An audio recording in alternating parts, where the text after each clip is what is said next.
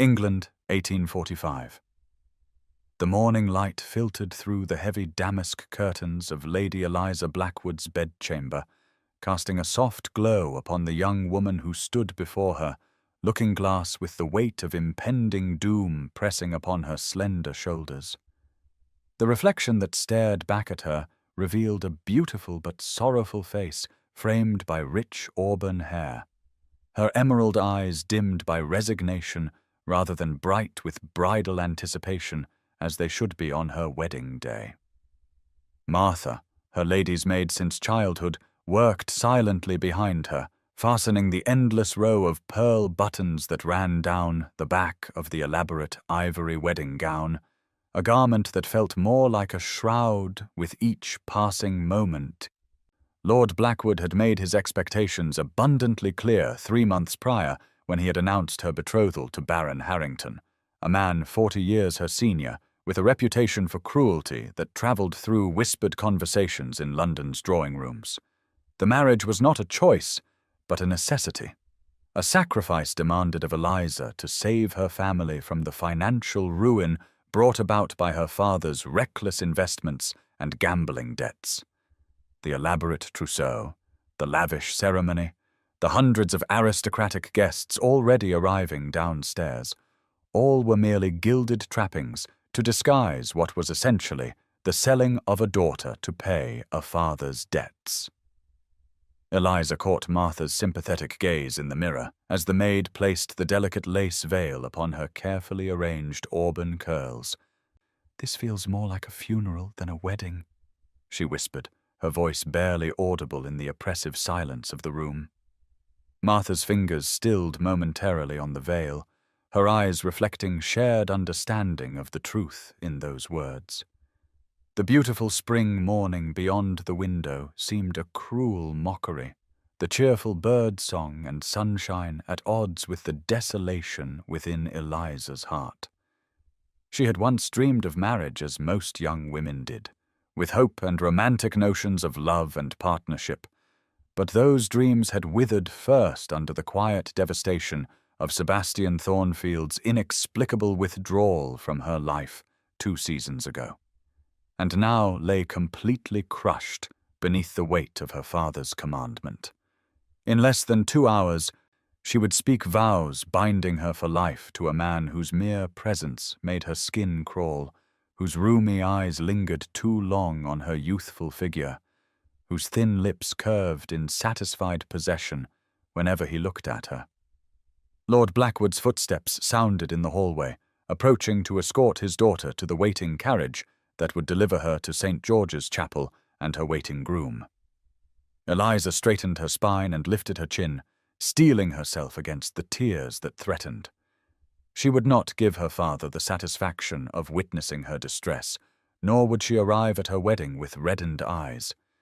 If this was to be her fate, she would face it with the dignity befitting a lady of her station, even as every fibre of her being silently screamed in protest against the future closing in around her with the inexorability of iron bars.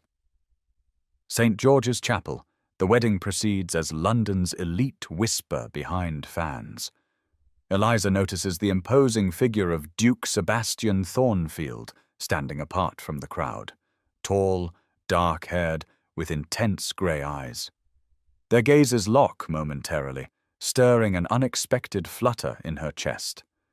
Sebastian had once courted her 2 years prior, but mysteriously withdrew, leaving her heartbroken. His presence now seems a cruel reminder of what could have been. Baron Harrington, 40 years her senior, wheezes as he recites his vows, while Sebastian watches with barely concealed contempt. St. George's Chapel stood resplendent in the morning light, its Gothic arches soaring heavenward as hundreds of aristocratic guests filled the ancient pews, a sea of silk gowns and formal attire rustling beneath the vaulted ceiling. Eliza moved down the aisle on her father's arm with practiced grace that belied the hollow ache in her chest, her eyes fixed on the aged figure awaiting her at the altar. Baron Harrington's thin frame, draped in expensive tailoring that could not disguise the frailty of his 70 years. As she took her place beside her groom, the subtle whispers behind jeweled fans reached her ears. The elite of London society speculating on the obvious disparity of the match, the waste of youth and beauty sacrificed to age and wealth. It was then that a prickling awareness drew her gaze involuntarily to the back of the chapel, where a tall figure stood apart from the crowd. His broad shoulders and commanding presence, unmistakable even before her eyes confirmed what her heart already knew. Duke Sebastian Thornfield watched the proceedings with an intensity that seemed to pierce through the very air between them. His dark hair swept back from features that haunted her dreams still, his grey eyes meeting hers across the chapel with an expression she could not decipher. The unexpected flutter in her chest betrayed her, a traitorous reminder of feelings she had fought to bury since he had withdrawn his courtship 2 years prior without explanation, leaving her bewildered and heartbroken. His presence now seemed a particularly cruel twist of fate, forcing her to confront the memory of genuine affection while pledging herself to a loveless union. What right had he to witness her surrender, to stand in silent judgment as she did what necessity demanded? The ceremony continued relentlessly as the vicar intoned the ancient words that would bind her to Baron Harrington, whose breathing came in audible wheezes as he repeated his vows, his parchment hand cold and dry as it clutched hers with possessive insistence. Eliza spoke her own responses by rote, feeling disconnected from the words that sealed her future, her peripheral vision traitorously aware of Sebastian shifting his stance, the slight tightening of his jaw visible even at this distance. She wondered with a surge of bitter resentment whether he had come to satisfy some perverse curiosity, to witness the culmination of the path his rejection had set her upon. The Baron completed his vows with a rattling cough that drew concerned glances from those nearest. But his watery blue eyes gleamed with triumph as the vicar pronounced them man and wife. As Eliza turned to face the congregation on the arm of her new husband, her gaze was again drawn inexorably to Sebastian, whose expression had hardened to barely concealed contempt as he watched the Baron pat her hand with proprietary satisfaction. Something passed between them in that moment, some unspoken communication that stirred questions in Eliza she had thought long answered. Then the organ thundered forth, and she was moving down the aisle, the Baroness Harrington now, the ring heavy on her finger and Sebastian Thornfield a rigid figure in her wake, a ghost of possibility that had no place in the life that stretched before her like an endless, barren plain.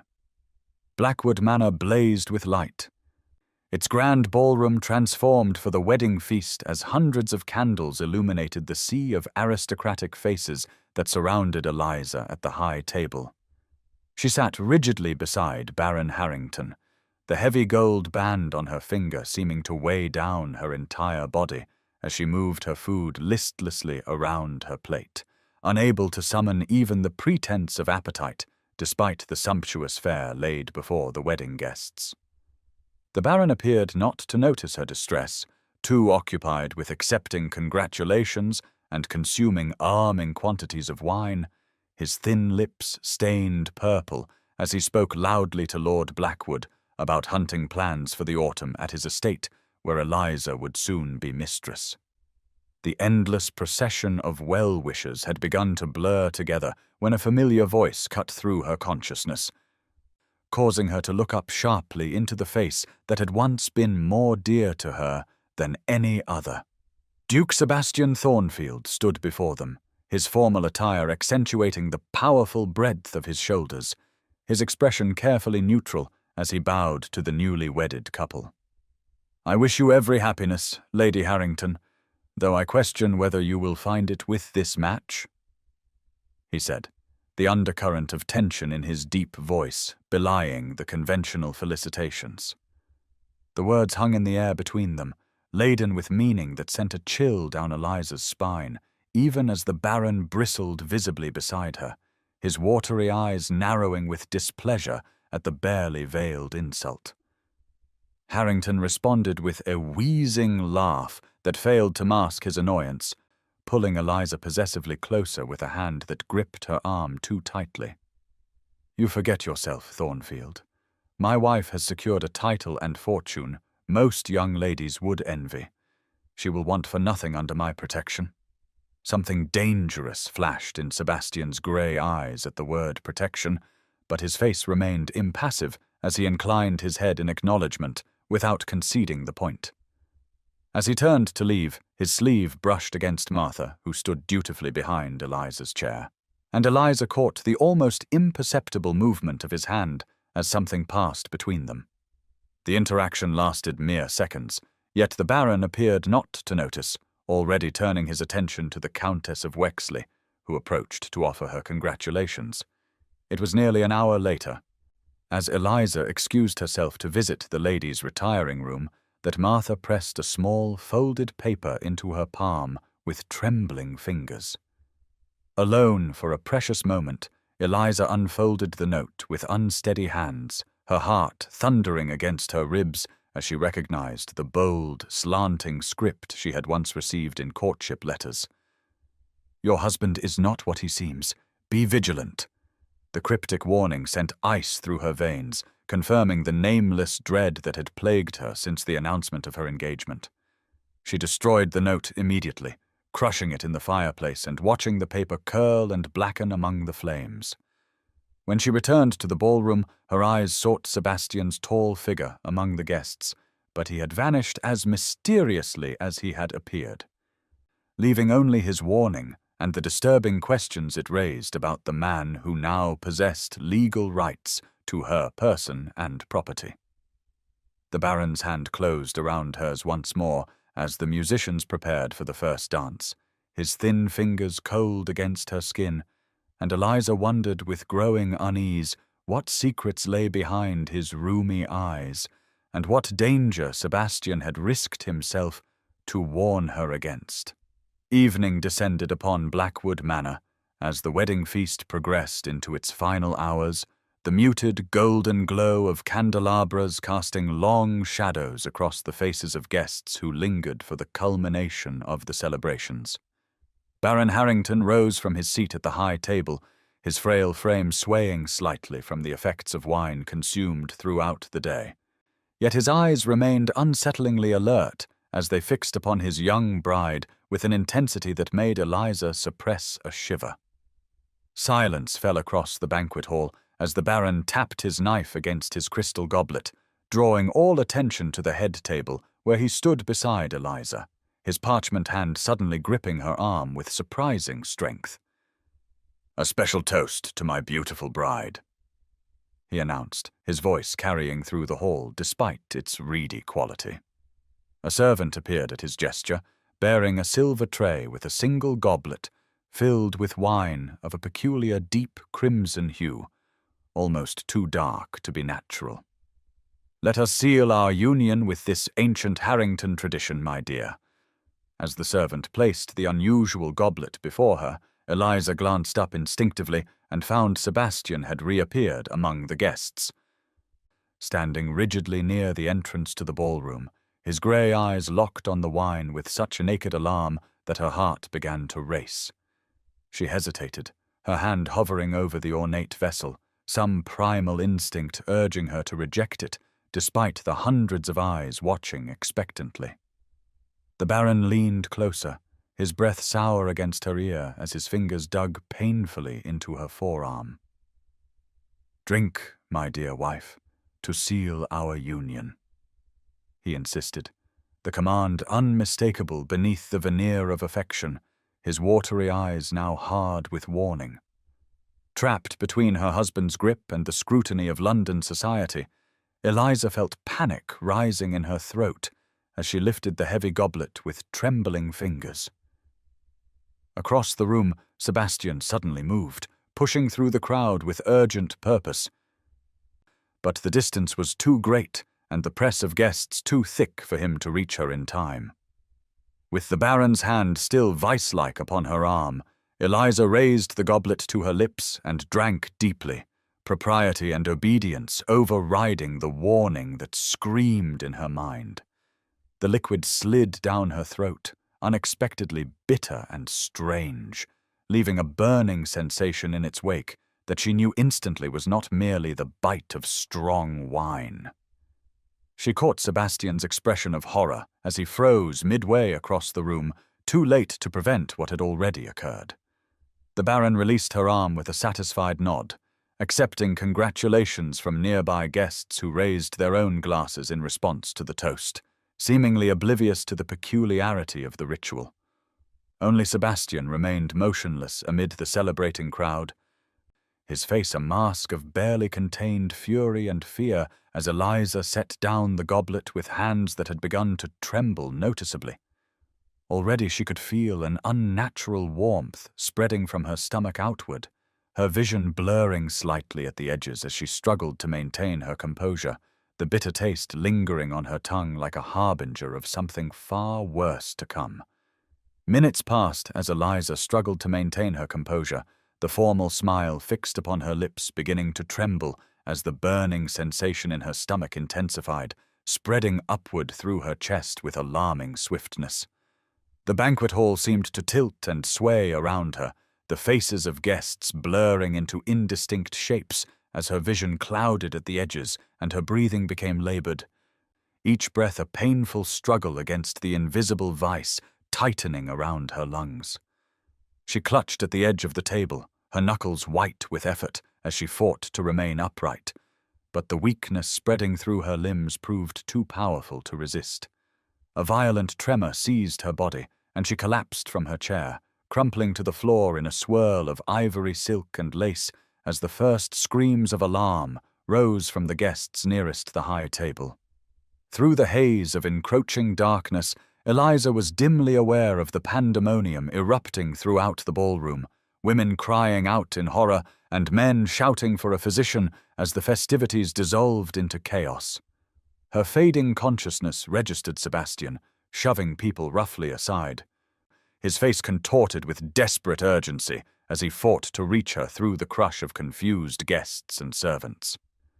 The Baron remained oddly still amid the commotion, making no move to assist his fallen bride, watching instead with an expression of detached interest that seemed grotesquely out of place, as though observing an experiment whose outcome he found mildly fascinating, rather than witnessing his wife in mortal distress.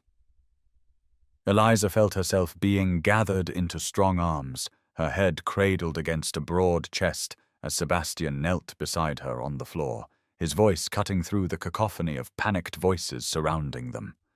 "Poison. I feared this," he said, his tone urgent but controlled, as his fingers pressed against the pulse at her throat, finding it rapid and weakening. His grey eyes, so close now, blazed with a combination of fury and fear as he shouted for space, for water, for his carriage to be brought around immediately. Through the roaring in her ears, Eliza heard the Baron speak, his thin voice carrying a note of cold amusement that chilled her, despite the fire consuming her insides. "You cannot save her, Thornfield. The compound acts too quickly." His words held no trace of the doddering old man he had presented himself to be, instead revealing a calculation and malice that confirmed all of Sebastian's warnings in a single moment of horrifying clarity. Eliza tried to speak, to ask why, to understand what evil had befallen her on what should have been merely a day of resigned sadness rather than mortal peril, but her throat constricted painfully, permitting only a weak gasp that brought the metallic taste of blood to her tongue. She felt herself being lifted, Sebastian rising to his feet with her limp form in his arms, his voice a distant rumble against her ear as consciousness began to slip away entirely. "Hold on, Eliza. Do not leave me. Not now, when I have finally found you again." The words followed her into the darkness as her head fell back over his arm, her body surrendering to the poison that raced through her veins with merciless efficiency. The ballroom and its occupants fading into nothingness as Sebastian carried her swiftly from the hall. Sebastian raced through the manor's winding corridors with Eliza's limp form cradled against his chest, her head lolling lifelessly as he took the stairs 2 at a time, desperate to reach privacy before the poison completed its deadly work.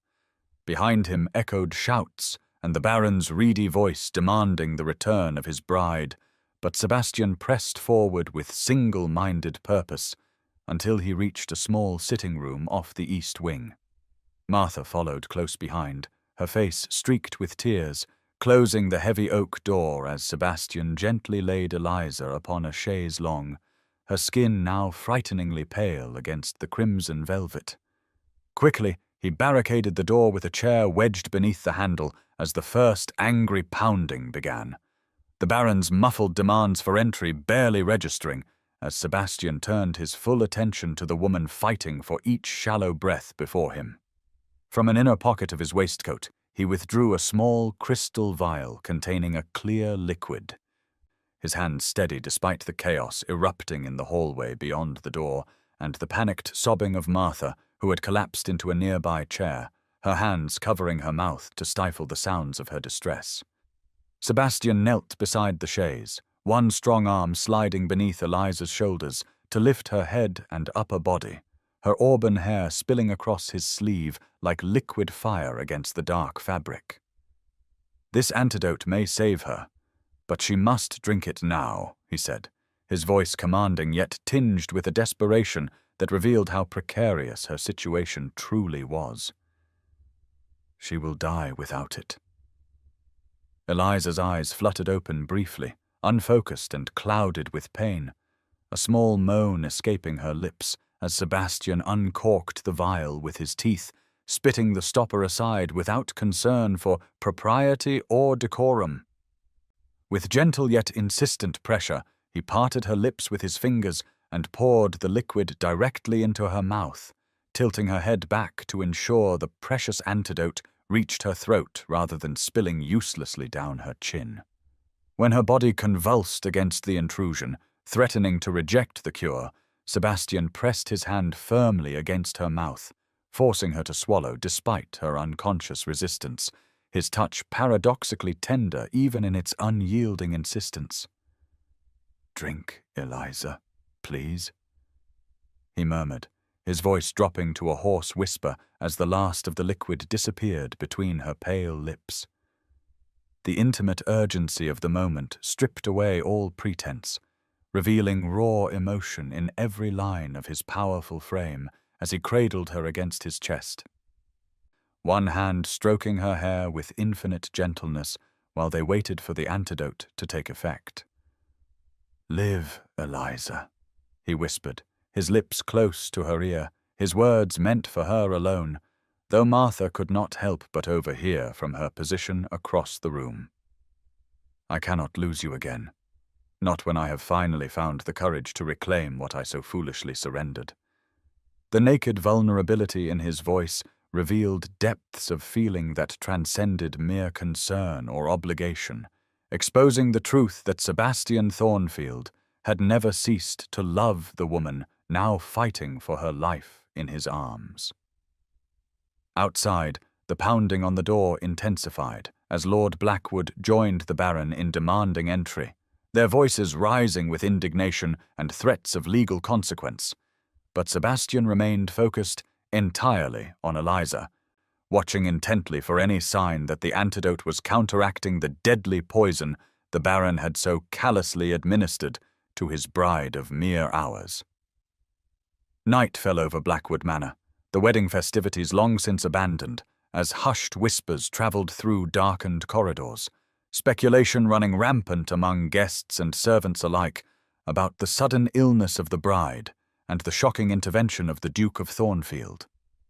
In the small sitting room, now transformed into a sick room, Eliza battled the poison that coursed through her veins, her slender form racked with violent fevers that caused her to alternate between shivering uncontrollably and burning with unnatural heat. Sebastian maintained his vigil unwaveringly through the long hours, refusing all suggestions that he rest or allow someone else to watch over her. His powerful frame bent with exhaustion as he continuously bathed her forehead with cool cloths and monitored her labored breathing for any sign of improvement or decline. Martha had been persuaded to rest in an adjoining room after Sebastian promised to wake her should any change occur, leaving him alone with Eliza as the grandfather clock in the corner marked the slow passage of midnight into the early hours of morning.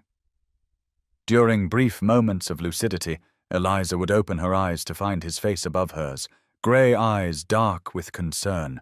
But consciousness never lasted long before fever dreams pulled her back into swirling visions of weddings and poisons, of Sebastian walking away from her 2 years ago without explanation, of the Baron watching her collapse with that terrible detached interest.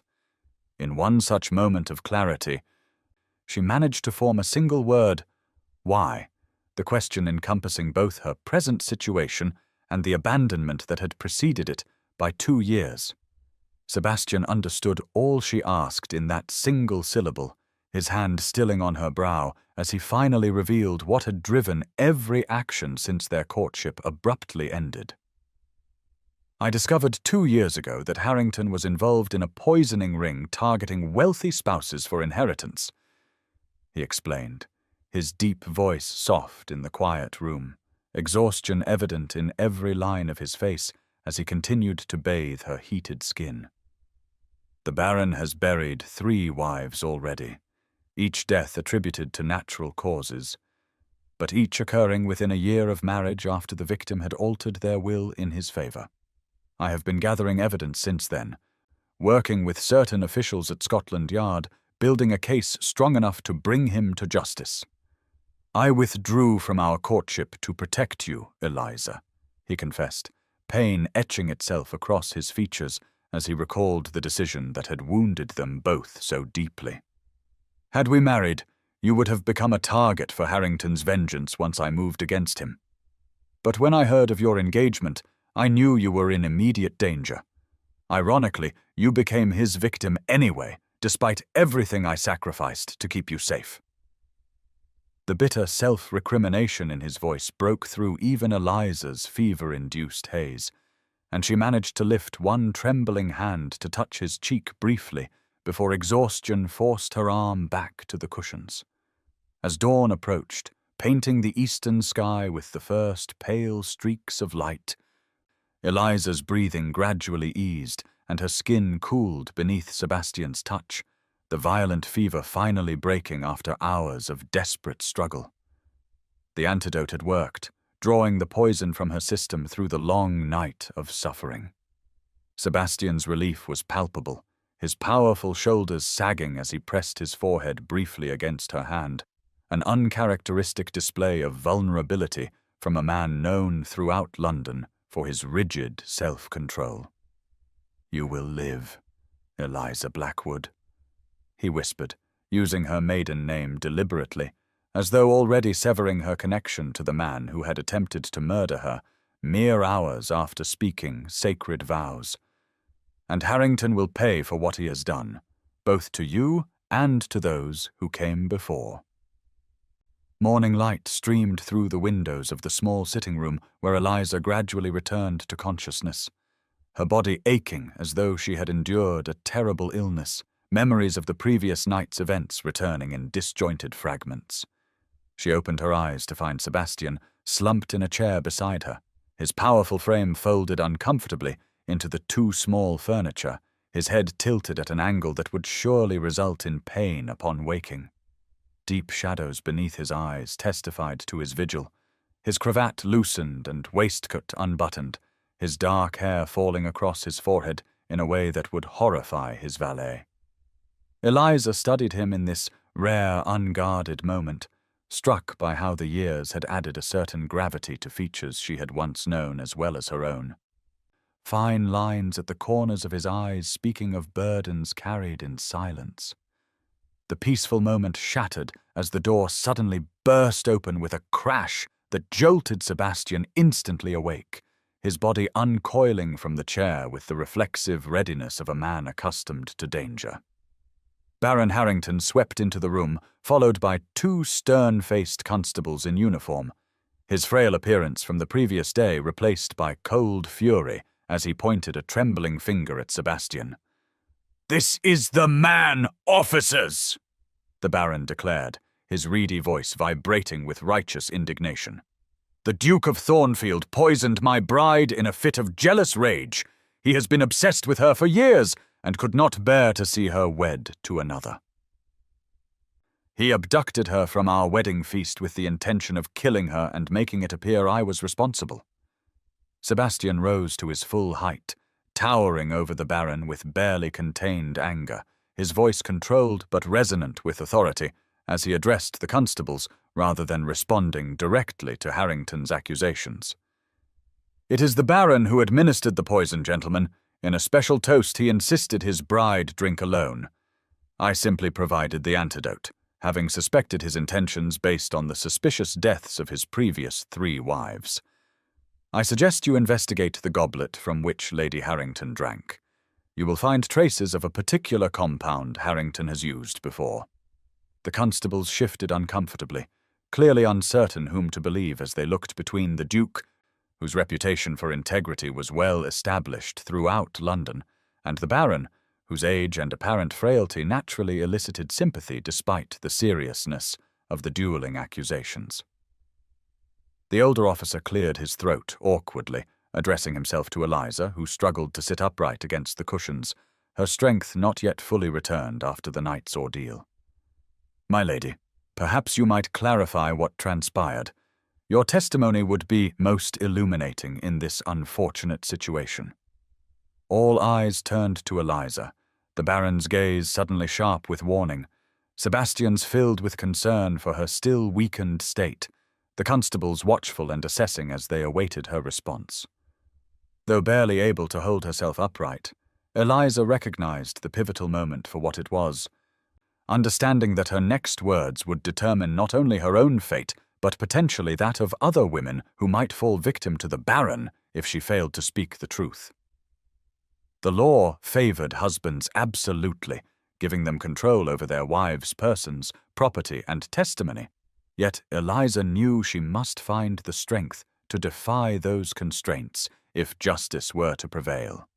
She took a deep breath, steadying herself against the residual weakness that made her limbs tremble, and prepared to make the choice that would set the course for everything that followed.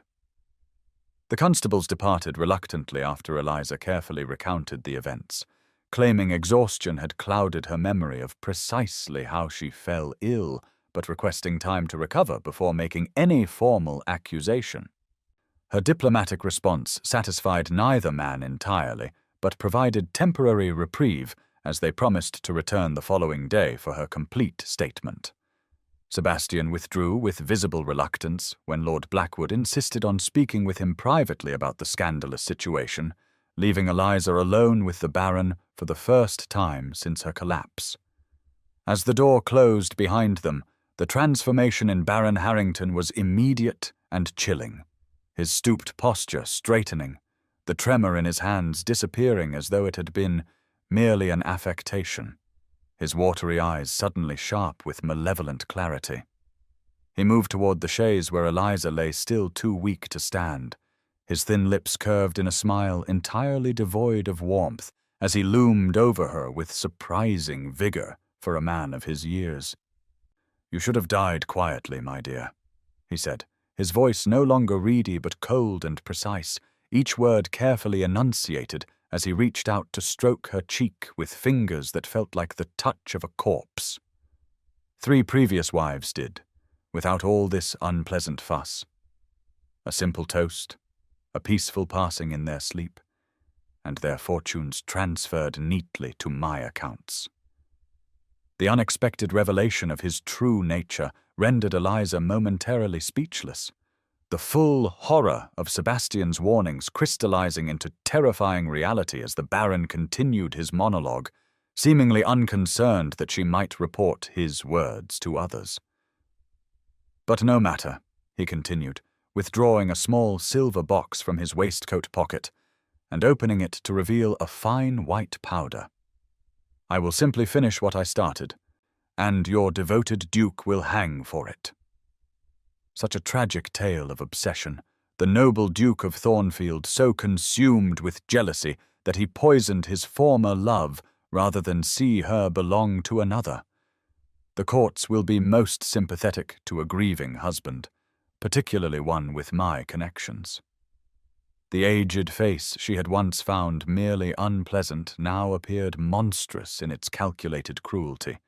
The mask of respectability completely dissolved to reveal the predator beneath as he approached with clear intent, the open box of poison held before him like an offering. Eliza tried to push herself upright, to call for help, but her limbs remained treacherously weak from the previous night's ordeal, her voice emerging as barely more than a whisper as she struggled against the cushions. The Baron reached for her with frightening purpose, his free hand moving to grip her jaw and force her mouth open, when the door suddenly opened and Martha entered carrying a tray of tea, her eyes widening in horror at the tableau before her. The maid froze in the doorway, the tray trembling in her hands as she witnessed the Baron poised above her mistress with unmistakable murderous intent, the evidence of his true nature displayed plainly in both his posture and the poison he still held. In the suspended moment of shocked silence, Eliza saw understanding dawn in Martha's face, followed swiftly by determination as the loyal servant backed out of the room without a word, clearly intent on summoning help. The Baron whirled toward the door with a snarl of frustration, snapping the silver box closed and returning it to his pocket. As the opportunity for completing his deed evaporated with the presence of a witness. "We are not finished, Lady Harrington," he hissed, his facade of elderly frailty returning like a well-worn cloak as voices approached in the corridor outside. "You would be wise to remember that legally, you remain my wife, my property, and your testimony against me would be worthless in any court in England." His threat lingered in the air between them as Sebastian burst through the doorway with Martha close behind him, the Duke's expression darkening to thunderous rage as he registered the scene before him and the terror evident in Eliza's pale face. 2 days after the fateful wedding, Sebastian returned to Blackwood Manor at dawn, his expression grimly triumphant as he strode through the entrance hall, a leather document case clutched tightly in one hand. He had spent the intervening time gathering testimonies from servants who had worked in Harrington households when previous wives had died, along with a chemist willing to testify about unusual purchases the Baron had made in the weeks preceding each death. The evidence was circumstantial but compelling, enough to justify a more thorough investigation by the authorities, who had initially been skeptical of such accusations against a peer of the realm. Sebastian took the stairs 2 at a time, eager to share this development with Eliza, who had been recuperating under Martha's watchful care in a guest chamber far from the Baron's assigned rooms. His mounting anticipation dissolved into instant alarm when he found the room empty, the bed neatly made as though it had not been slept in, no sign of either Eliza or her loyal maid anywhere in the chamber. A folded paper on the dressing table caught his eye, his name written in Martha's neat hand across the outside. He tore it open, scanning the contents with increasing urgency, as the maid's words revealed the chilling confrontation she had witnessed and the desperate action it had prompted. "Sir, we could not wait for your return," Martha had written. "After what I saw and heard, I feared for my mistress's life every moment she remained under this roof. The Baron openly threatened to complete his murderous scheme and implicate you in her death. I have taken Lady Harrington to Thornfield Hall, as you once mentioned. It was the safest place you knew. We left by the servants' entrance at midnight. God willing, this note finds you before the Baron discovers her absence." Sebastian crushed the note in his fist, simultaneously relieved that Eliza was beyond Harrington's immediate reach, and alarmed at the perilous journey the 2 women had undertaken alone. Even as these thoughts raced through his mind, angry shouts erupted from the floor below as the Baron's voice rose in accusation, the word kidnapped cutting clearly through the morning quiet of the manor house. Moving swiftly to the window, Sebastian observed a grim tableau unfolding in the courtyard below. The Baron stood surrounded by several rough-looking men who were clearly not constables, gesturing wildly as he issued orders, his pretense of frailty entirely abandoned in his fury. Servants peered anxiously from windows and doorways as Lord Blackwood attempted to calm the situation, his own face ashen with concern for his daughter's reputation as much as her safety. Sebastian knew with cold certainty that he had precious little time to act. The Baron would soon have men searching every road to Thornfield Hall once he deduced where Eliza might have fled, and 2 women travelling alone would make easy targets for the hired thugs who now filled the courtyard below. With the silent efficiency born of military training, Sebastian slipped from the room and made his way to the stables through a side entrance, avoiding the commotion at the front of the house. Within minutes he was galloping away from Blackwood Manor, pushing his stallion to a punishing pace as he took less travelled roads toward his ancestral estate, racing against both Harrington's men and the scandal that would soon erupt across London as the Baron publicly accused him of abducting another man's wife. The peaceful English countryside flew past in a blur of green fields and hedgerows, Sebastian's mind calculating distances and time, estimating where Eliza and Martha might be if they had left at midnight as the note suggested, and where they might encounter the danger that now pursued them with murderous intent. Thornfield Hall rose majestically against the twilight sky, a sprawling Tudor mansion whose ancient stones seemed to glow with amber warmth as the setting sun cast long shadows across its vast parkland. Eliza observed the imposing structure from the hired carriage window.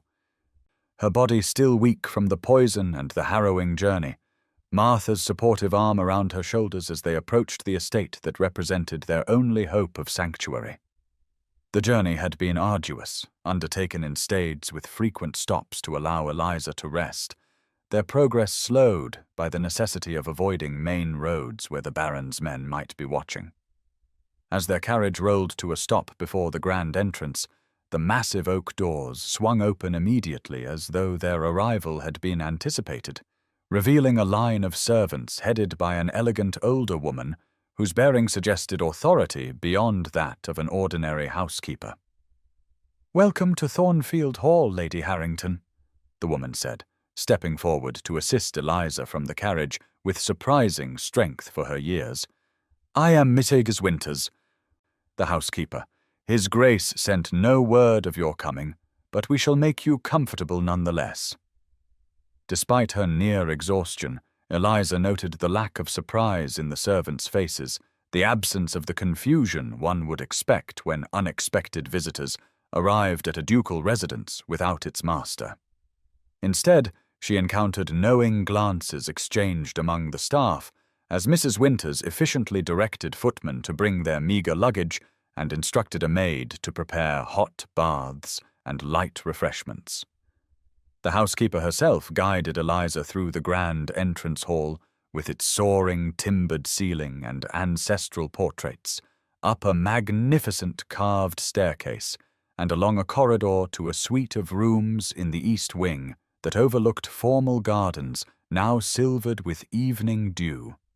"This chamber has been prepared for some time, my lady," Mrs. Winters said, as she opened the door to reveal an exquisite bedroom decorated in shades of blue and gold, a cheerful fire already crackling in the grate, despite the lack of advance notice of their arrival. "His Grace has spoken of you often," she continued, her tone matter-of-fact as she moved about the room, adjusting curtains and checking that everything was in order. "This room has been maintained for years, just in case." The simple statement hung in the air as the housekeeper discreetly withdrew, leaving Eliza to absorb the implications of a chamber kept ready for a woman Sebastian had ostensibly abandoned 2 years earlier. Too exhausted for further contemplation that night, Eliza surrendered to the care of a kindly maid who helped her bathe and change into a nightgown that fit perfectly, despite having been provided from the household stores rather than her own luggage. She fell into dreamless sleep almost instantly, her body claiming the rest it desperately needed to continue healing. Morning brought greater strength, and with it, curiosity. After breaking her fast with a light meal served in her chamber, Eliza explored the suite that had allegedly been waiting for her arrival for years. The sitting room adjoining her bedroom held a collection of books arranged on shelves built into an alcove beside the fireplace, and as she examined the titles, Eliza felt her breath catch in her throat. Each volume represented an author or work she had once mentioned admiring during her brief courtship with Sebastian. From obscure poetry collections to scholarly works on art and history that most men would consider unsuitable for female readers.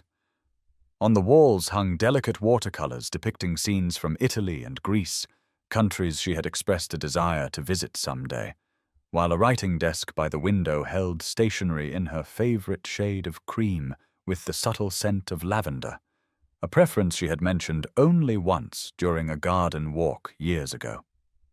Each discovery revealed another thread in a tapestry of remembrance and attention that defied explanation if Sebastian had truly ceased to care for her, painting instead a portrait of a man who had continued to hold her in his thoughts despite the painful separation he had imposed for her protection.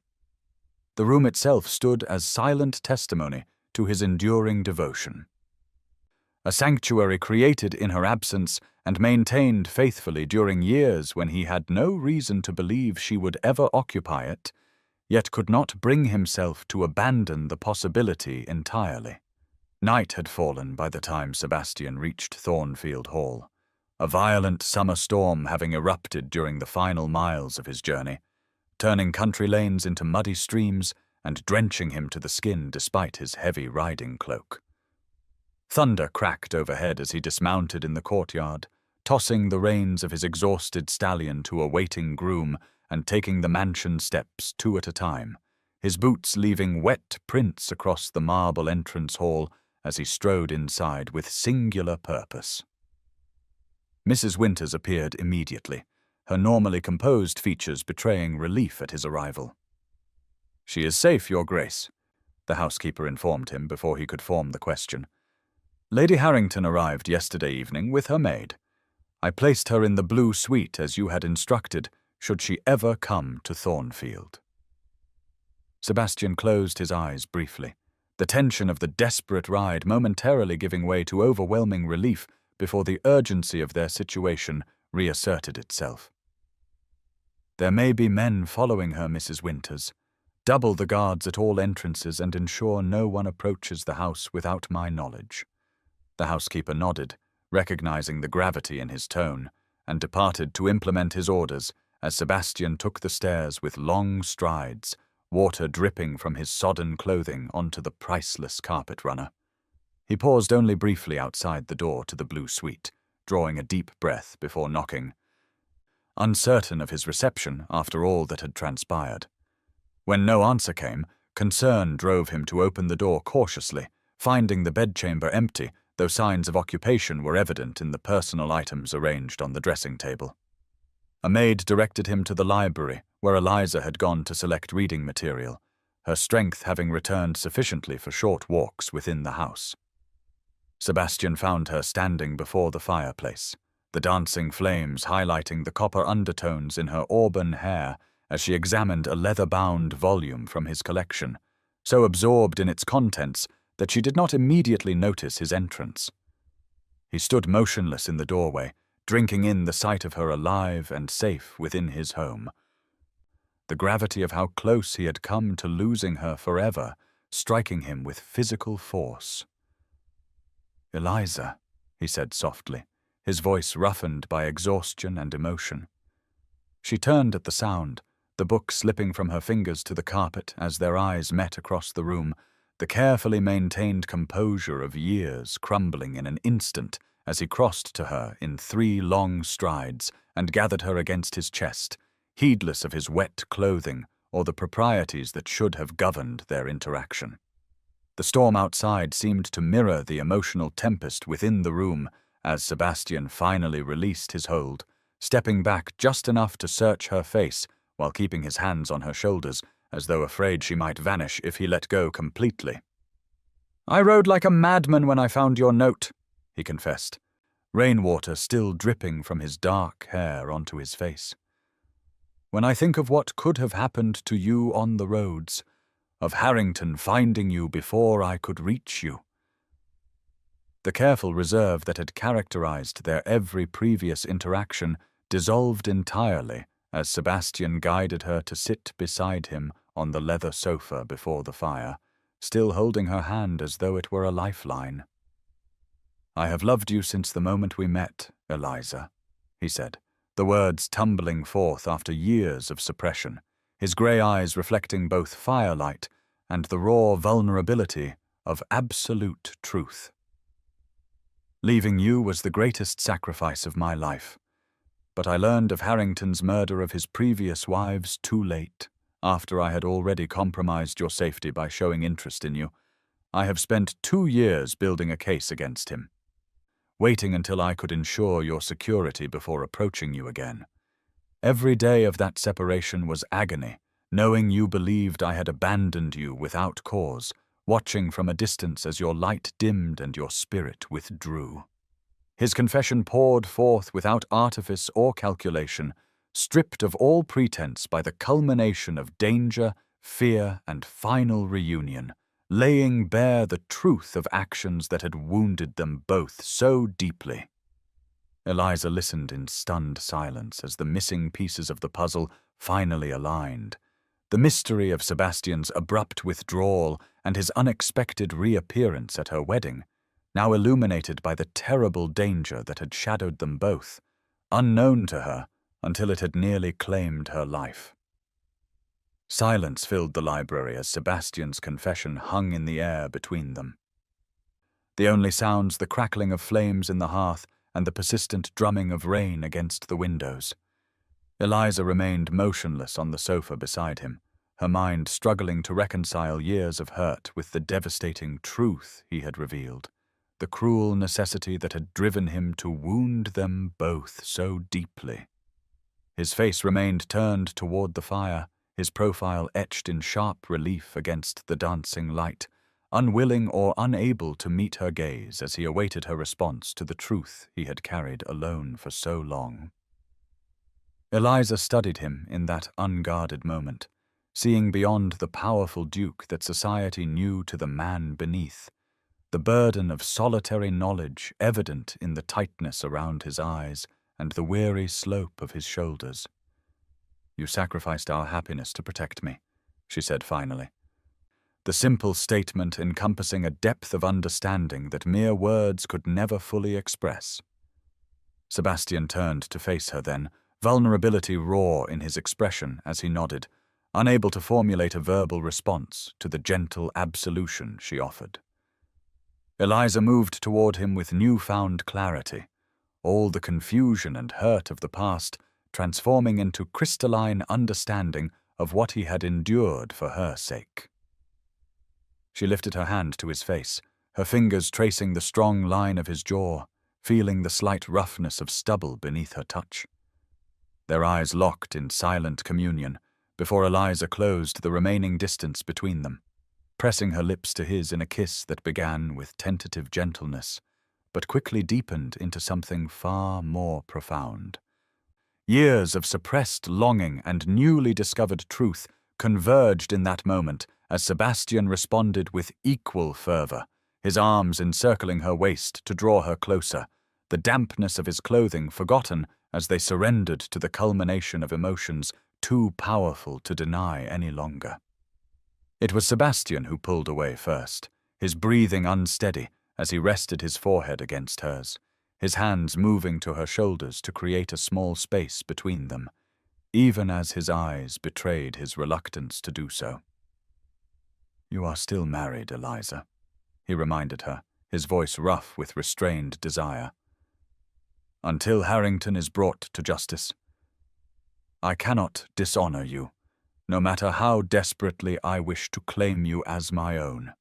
The words cost him visibly, honor warring with desire in every line of his powerful frame, his hands tightening briefly on her shoulders before deliberately releasing her and rising to stand before the fire, putting physical distance between them, though his eyes never left her face. Where another man might have taken advantage of their isolation and her vulnerable position, Sebastian chose restraint, his sense of honor prevailing despite the passion that clearly burned within him. Eliza felt a fresh wave of love wash over her at this evidence of his character, understanding that his withdrawal now came from the same protective instinct that had driven him away 2 years earlier, stemming not from lack of feeling, but from its overwhelming presence. "We will find a way, Sebastian," she said softly, remaining seated on the sofa rather than following him, respecting the boundary he had established at such personal cost.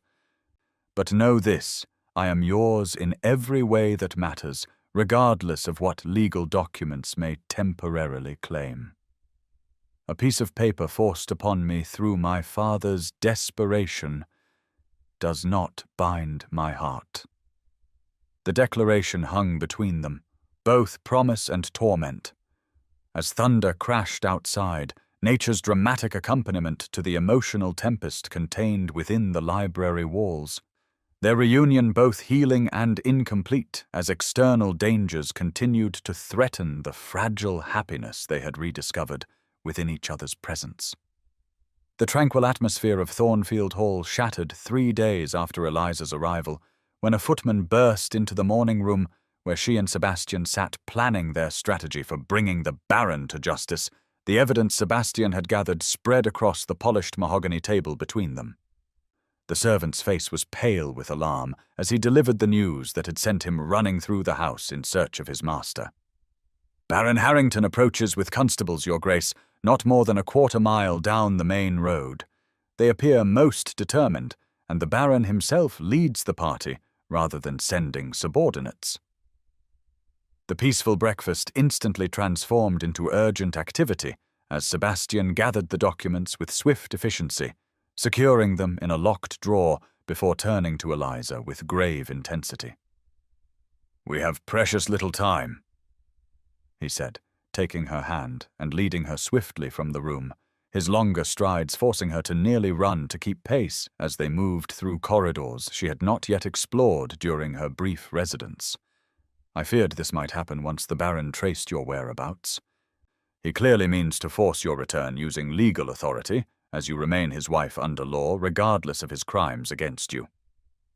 Sebastian led her to the ancestral portrait gallery, where he pressed a hidden mechanism behind a particular frame, revealing a narrow doorway previously invisible within the oak paneling. "This passage leads to the old chapel ruins at the eastern edge of the estate," he explained, his voice low and urgent as he lit a lamp from a nearby sconce and handed it to her. "The remains lie on consecrated ground that technically falls under church jurisdiction rather than mine, creating a legal complexity that may give us precious time should Harrington attempt to search for you there. Wait until I send Martha or Mrs. Winters with word that it is safe to return." Before she could step into the passage, Eliza grasped his arm, the question that had haunted her for days finally finding voice in this moment of imminent separation. "Why did you never tell me the truth, Sebastian? Why not trust me with the real reason you withdrew, rather than leaving me to believe you had simply tired of our attachment?" Sebastian's expression softened momentarily, despite the urgency of their situation, his free hand rising to brush her cheek in a fleeting caress. "Because you would have insisted on facing the danger at my side, and I could not risk losing you," he answered without hesitation, the simple truth laying bare both his understanding of her character and the depth of his protective instinct. "I know your courage, Eliza, your determination when you believe something right. You would never have allowed me to confront Harrington alone once you knew the truth, and I could not bear the thought of him turning his vengeance upon you." The distant sound of carriage wheels on gravel reached them, spurring Sebastian to press a swift kiss to her forehead before guiding her into the passage. "Go now," he urged, his expression hardening once more with resolve as he prepared to face the Baron and whatever legal entanglements he had brought to Thornfield Hall. "Trust that I will find a way to protect you, as I have always sought to do, however imperfectly."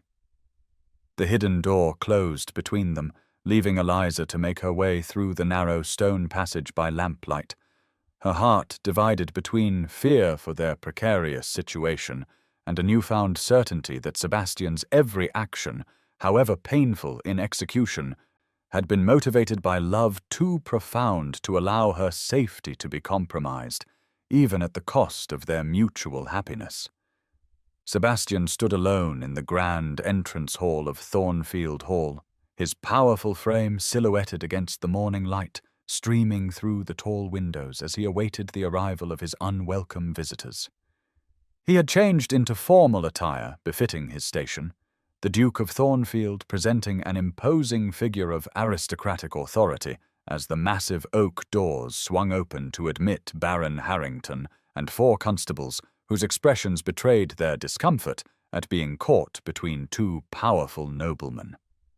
"I demand the immediate return of my wife," Harrington declared without preamble, his reedy voice echoing in the cavernous hall as he gestured imperiously with his walking stick and all pretense of frailty abandoned in his fury.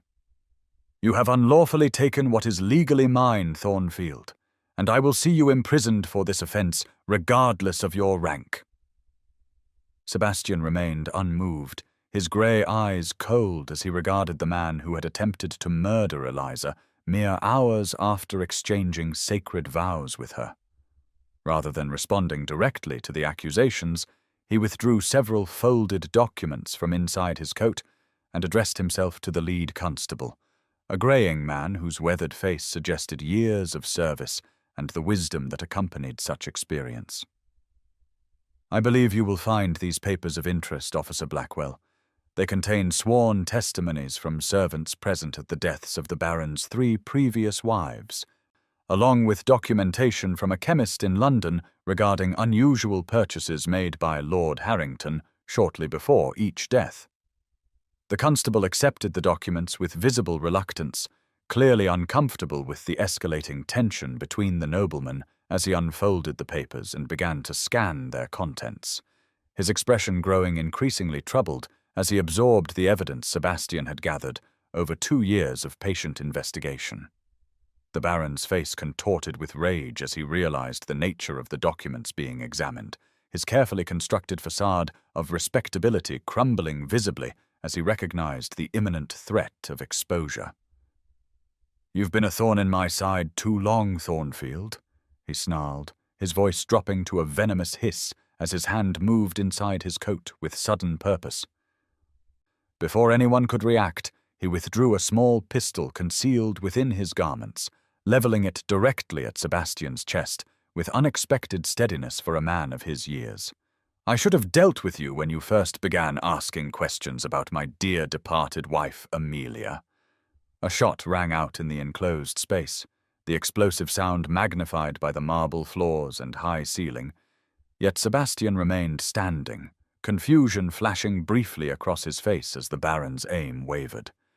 In the same moment, a cry echoed from the gallery above where Eliza had emerged from hiding, unable to remain concealed when she realized Sebastian faced mortal danger.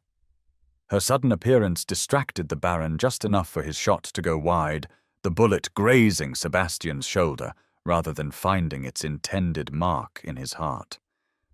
In the ensuing chaos, Sebastian lunged forward despite his injury, grappling with the Baron for control of the weapon as the constables rushed to intervene, finally wrenching the pistol from Harrington's grip and subduing the struggling nobleman whose mask of civilized propriety had vanished entirely, revealing the murderous rage beneath. The evidence and attempted murder of a duke proved too compelling even for the constables who had initially been reluctant to believe such accusations against a peer of the realm. As they secured the Baron's wrists with iron manacles, Sebastian staggered backward, the adrenaline of the confrontation fading to reveal the spreading crimson stain on his white shirt where the bullet had torn through flesh. He collapsed heavily onto the bottom step of the grand staircase, his face suddenly pale as blood loss and shock took their toll, while Eliza flew down the stairs toward him, her skirts gathered in her hands and terror evident in every line of her face as she reached the man who had once again placed himself between her and danger, this time paying a physical price for his protection.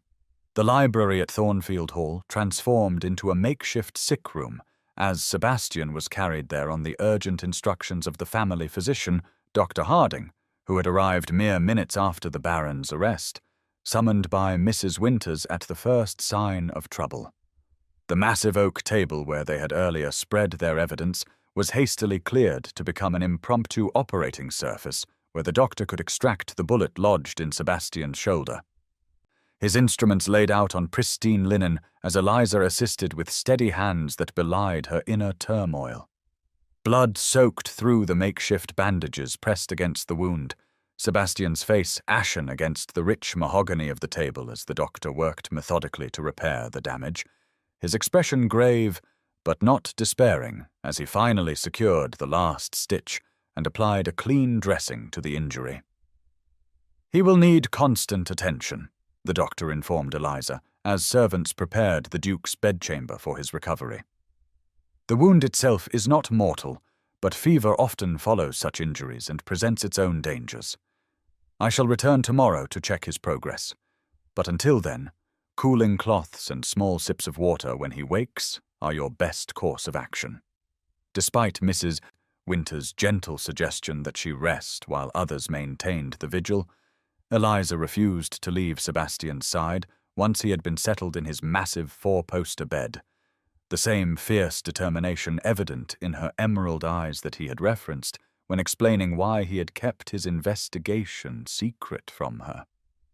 Through the long night that followed, she bathed his forehead with cool cloths as fever set in exactly as the doctor had warned, watching helplessly as Sebastian drifted between consciousness and delirium, his powerful frame now vulnerable in a cruel reversal of their positions when he had tended her through the aftermath of poisoning.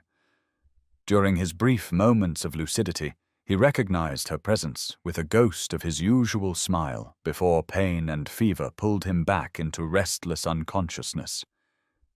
But it was during the delirium that his defenses truly crumbled, revealing thoughts he might never have voiced in full awareness. "I should have trusted you with the truth," he murmured during one such episode, his grey eyes open but unfocused as he clutched at her hand with surprising strength.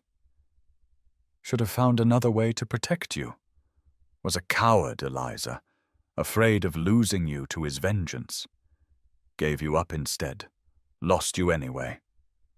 His raw confession laid bare the conflict that had tormented him for 2 years, the impossible choice between keeping her close and risking her life, or pushing her away to keep her safe while sacrificing their happiness, a decision made from love, but executed through painful separation. As dawn approached, painting the eastern sky with pale light that filtered through the heavy curtains of the bedchamber, Eliza continued her unwavering vigil, watching the rise and fall of Sebastian's chest with each labored breath, her own exhaustion forgotten in the face of his need. "Now it is my turn to save you," she whispered, pressing her lips to his burning forehead in a tender echo of the moment he had forced the antidote past her lips after the Baron's poisoning attempt. "You protected me at the cost of your own happiness, Sebastian Thornfield. I will not allow you to pay the ultimate price for that devotion."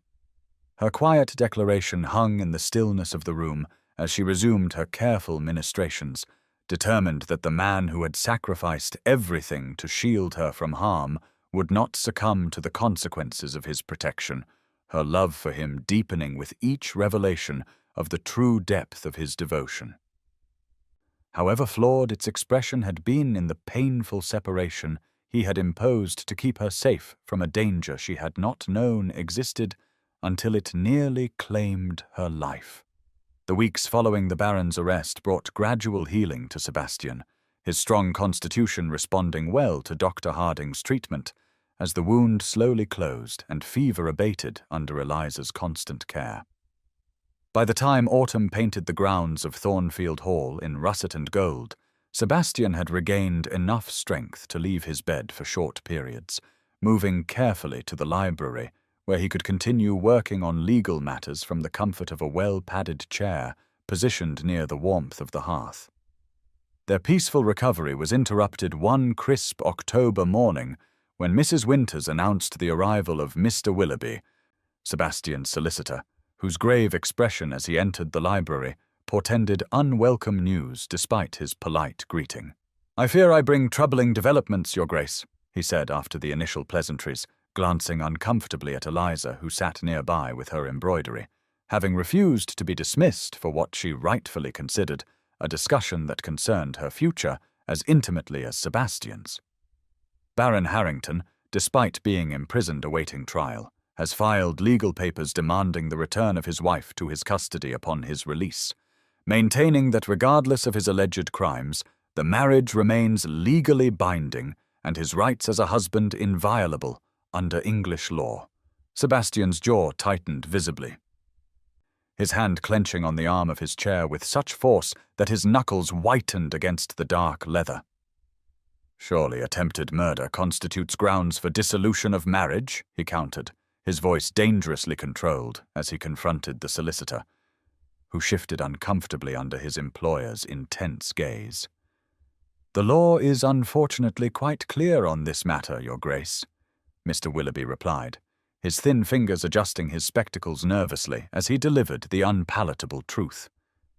"While the Baron's crimes will almost certainly result in his imprisonment, or possibly even execution given the evidence against him, the legal status of Lady Harrington as his wife remains unchanged unless an Act of Parliament is passed specifically dissolving the marriage.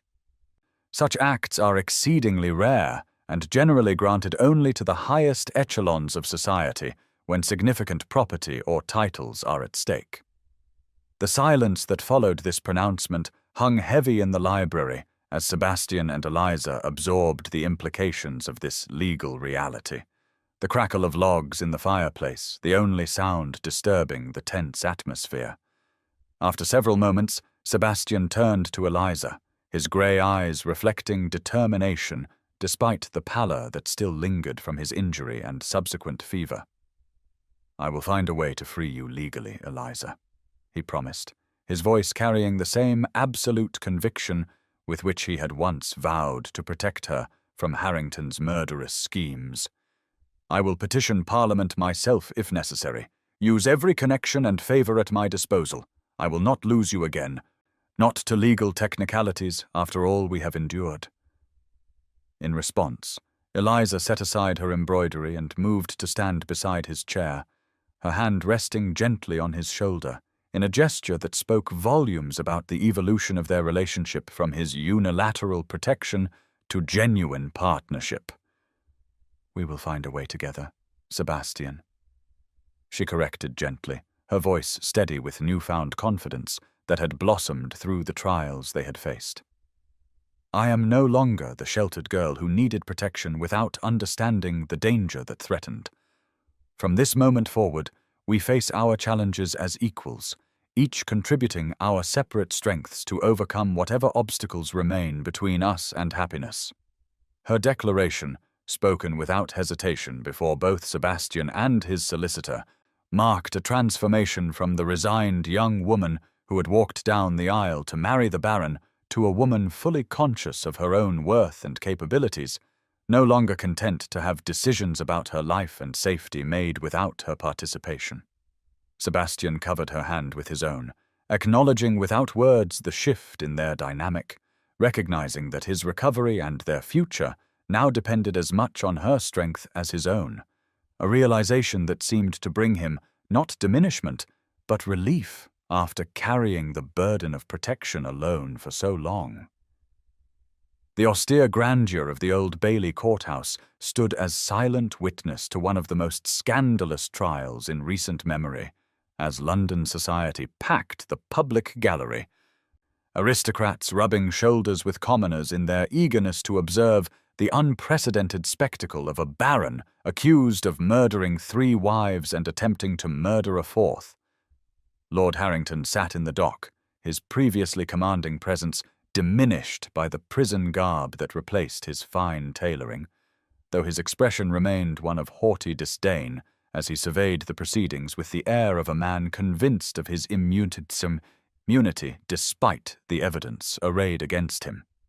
The prosecution had presented a damning case over the course of several days, with testimony from servants who had witnessed suspicious circumstances surrounding the deaths of previous Lady Harringtons, a chemist who confirmed the Baron's regular purchase of unusual compounds, and medical experts who found the described symptoms consistent with specific poisons rather than the natural causes recorded on death certificates.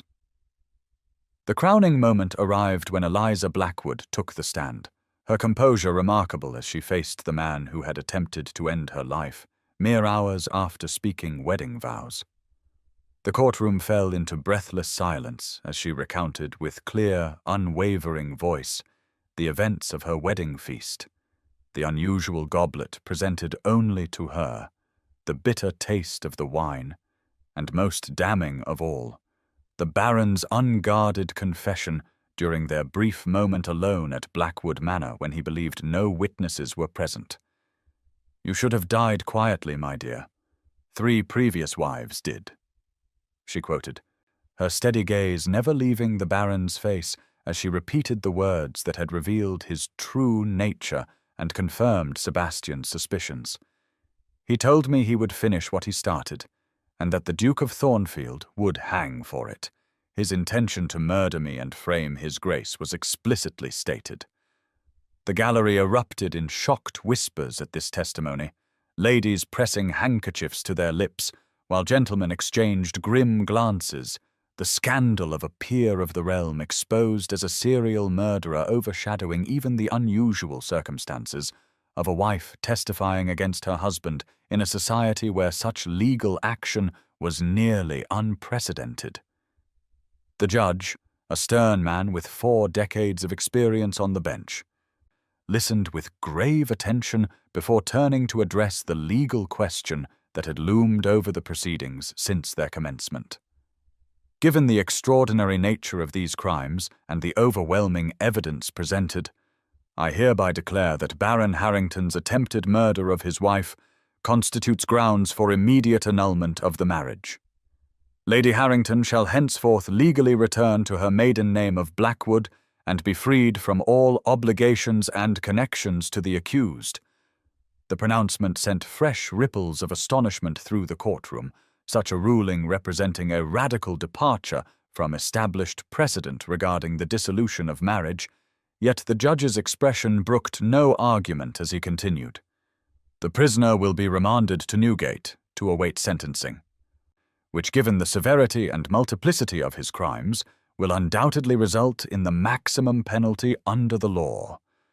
As guards moved to escort the Baron from the dock, he suddenly lunged toward the barrier separating him from where Sebastian sat in the front row of the gallery, his face contorted with malevolent fury as he spat his final venomous words. "You will never be happy, Thornfield. You have stolen what is mine. Even from the grave, I will find ways to poison whatever joy you think to build on my defeat." Sebastian rose to his full height, his grey eyes cold as he regarded the man who had caused such suffering, his voice carrying clearly through the hushed courtroom as he delivered his response. "She was never yours to possess, Harrington. No human being belongs to another, regardless of documents or ceremonies. The law may have temporarily bound her to you, but her heart and spirit remained ever free of your claim. The Baron was led away in chains, his once powerful position in society permanently destroyed by the evidence of his crimes and the public revelation of his true nature." As Eliza descended from the witness stand, Sebastian moved forward to offer his arm in support, their unified departure from the courtroom representing not merely the triumph of justice over villainy, but the hard-won freedom to pursue the happiness that had been denied them through deception and threat. Beyond the imposing doors of the Old Bailey, autumn sunlight greeted them with unexpected warmth, seeming to herald a new beginning unburdened by the shadows that had haunted them both for far too long. 3 months later, spring arrived at Thornfield Hall in a glorious explosion of colour and fragrance, nowhere more evident than in the walled rose garden, where generations of duchesses had cultivated rare and beautiful varieties. The winter's chill had receded completely, leaving behind warm sunshine that coaxed the most magnificent blooms from carefully tended bushes, creating a private paradise of crimson, pink, and white blossoms nestled within ancient stone walls covered in climbing varieties. Sebastian guided Eliza through the iron gate that separated this intimate space from the more formal gardens, his hand warm and steady against the small of her back as they followed the winding gravel path between meticulously pruned rose bushes heavy with fragrant bloomstone. The month since the Baron's trial and conviction had brought healing of both body and spirit, Sebastian's physical wound long since mended, while the deeper wounds of separation and misunderstanding had gradually yielded to the balm of honest communication and shared purpose. Eliza had remained at Thornfield Hall throughout the winter, her reputation technically compromised by residing in a bachelor's home, but the extraordinary circumstances of her rescue from a murderous husband and the Duke's convalescence from a bullet taken in her defense had provided sufficient explanation to silence even the most censorious voices in society. "The roses are particularly magnificent this year," Sebastian observed, as they reached a secluded stone bench nestled in a bower of crimson blooms, so dark they appeared almost black in the dappled shade. "Winters says they have never flowered so abundantly, as though celebrating something special." He guided Eliza to sit on the bench before surprising her by lowering himself to one knee before her on the gravel path, heedless of the damage to his impeccable trousers, his expression suddenly solemn yet illuminated with an inner light she had glimpsed only in rare, unguarded moments. "I have dreamed of this moment for 2 years, Eliza Blackwood," he said, taking her hands gently in his, as he looked up into her face with naked vulnerability rarely displayed by a man of his position and power. "You have known my heart at its darkest and most desperate, have witnessed my flawed attempts at protection, my misguided sacrifice of our happiness in pursuit of your safety. You have seen me at my weakest, both in body and spirit, yet somehow found capacity for forgiveness and understanding beyond anything I deserved." His voice remained steady, but softened with emotion as he continued, the words clearly rehearsed, yet no less sincere for their preparation. "Would you do me the honor of becoming my Duchess, not from obligation or rescue, but because 2 broken paths have finally converged? I offer not the protection of a title or the security of wealth, for you have proven your strength requires neither, but rather the devotion of a man who has learned through bitter experience that true love must be founded on honesty, trust, and partnership rather than mere sheltering." Sunlight filtering through the rose-covered arbor above them caught the tears that sprang to Eliza's eyes, transforming them to diamonds that sparkled against her lashes as joy illuminated her face from within. The painful journey that had brought them to this moment seemed suddenly worthwhile, each step of separation and suffering necessary to forge the deeper understanding they now shared, teaching them both that love without truth was merely a beautiful illusion, while love tempered by hardship and honesty could withstand any challenge. "Yes, Sebastian," she answered, her voice steady despite the emotion evident in her shining eyes. "I will become your Duchess, your partner, your equal in all things." She leaned forward to place her hands on either side of his face, the gesture both tender and deliberate, as she sealed their agreement with a kiss that spoke of chosen commitment rather than arrangement or obligation, of a future built on mutual desire and respect rather than the social conventions that had nearly destroyed them both. Thornfield Hall's ancient walls had witnessed countless unions of convenience and duty throughout the centuries, marriages arranged for advantage or necessity rather than affection. But as Sebastian rose to enfold Eliza in his arms amid the blooming roses, the estate welcomed the promise of something far rarer and more precious, a match founded on genuine love and shared understanding, freely chosen by two people who had overcome seemingly insurmountable obstacles to claim the happiness that had once seemed forever beyond their reach.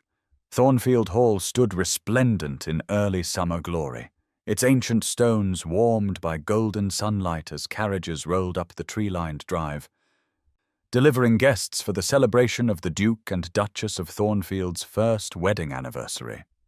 The great house had been transformed for the occasion, every room filled with flowers from the estate gardens, the ballroom prepared for dancing, and the formal dining room set for a feast that would rival any in London society.